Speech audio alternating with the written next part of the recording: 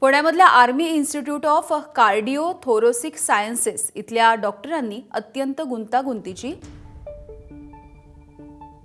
Bronchoscopy ही प्रक्रिया करत 9 महिन्यांच्या बाळाचे प्राण वाचवलेत। बाळाच्या डाव्या फुफ्फुसाच्या श्वसनाच्या मार्गामध्ये अडकलेला एलईडी बल्ब हा यशस्वीरित्या बाहेर काढण्यामध्ये डॉक्टरांना यश आलंय।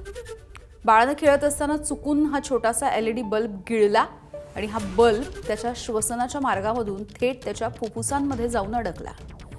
विशेष म्हणजे या बल्बला जोडलेल्या वायरमुळे परिस्थिती अधिक धोकादायक होती।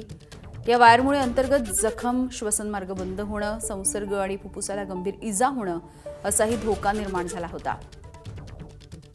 AICTS मधल्या डॉक्टरांनी तातडीने उपचार केले। अत्यंत नाजूक अशी ही प्रक्रिया पार पडली। कुठलीही मोठी शस्त्रक्रिया न करता त्यांनी हा बल्ब सुरक्षितपणे बाहेर काढलेला आहे।